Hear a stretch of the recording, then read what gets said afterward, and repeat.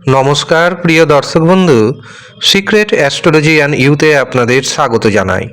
7ই জানুয়ারি 2026 তিন রাশির অর্থপ্রাপ্তি যোগ তৈরি হচ্ছে।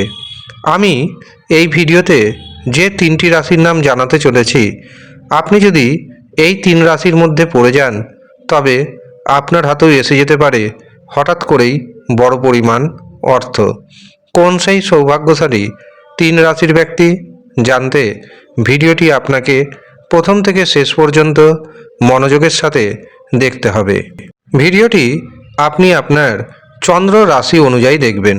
তবে আপনি যদি আপনার চন্দ্র রাশি না জানেন, প্রচলিত নামের রাশি অনুযায়ী দেখবেন, তাতেও উপকার পাবেন। 7ই জানুয়ারি 2026 চন্দ্র থাকছে সিংহ রাশিতে এবং মঘা ও পূর্ব ফাল্গুনী নক্ষত্রে। এই দিন আমরা পাচ্ছি আয়ুষ্মান যোগ এবং সৌভাগ্য যোগ। এই দুটি যোগ অত্যন্ত শুভ যোগ। এই দিনের যে অশুভ সময় অর্থাৎ যে রাহু সময়, সেটি শুরু হচ্ছে দুপুর 11টা 42 এবং তা থাকছে দুপুর 1টা 2 পর্যন্ত। রাহু সময় যেহেতু দিনের সবচেয়ে অশুভ সময়, কাজেই এই অশুভ সময়ে আপনি কোনো শুভ কাজ করবেন না, শুভ যাত্রা করবেন না, কাউকে অর্থ ধার দিবেন না, ব্যবসাতে শেয়ার বাজারে অর্থ নিবেশ করবেন না, এমনকি যারা টিকিট কাটছেন তারা টিকিটও কাটবেন না। যে কোনো শুভ কাজ করার জন্য আপনাকে শুভ সময়কে বেছে নিতে হবে।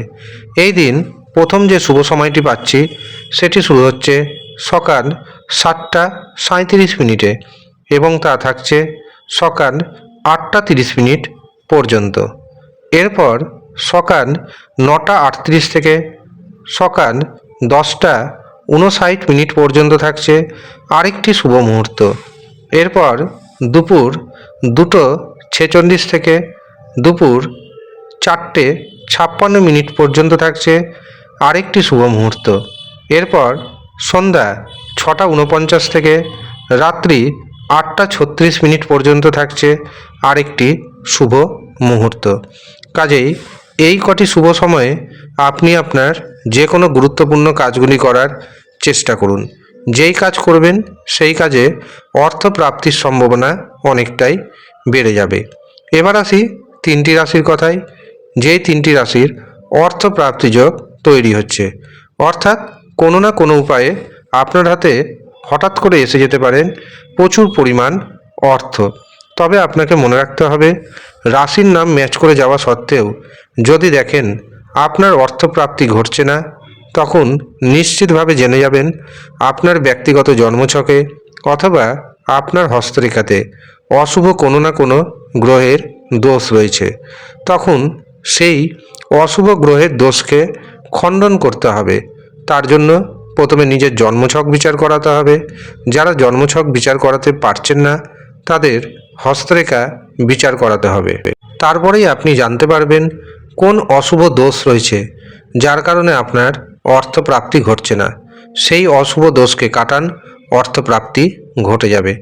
আর যাদের একটি মাত্র নাম্বারের জন্য বড় পুরস্কার পাচ্ছেন না, তারা পাওয়ার কবচ ধারণ করুন। এতে রাহু, শুক্র এবং ভাগ্যভাব মজবুত হবে।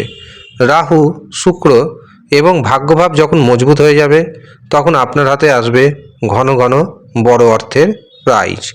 যারা এই পাওয়ার কবচ পেতে চাইছেন, তারা নিচের দেওয়া হোয়াটসঅ্যাপ বুকিং নাম্বারে যোগাযোগ করে নেবেন।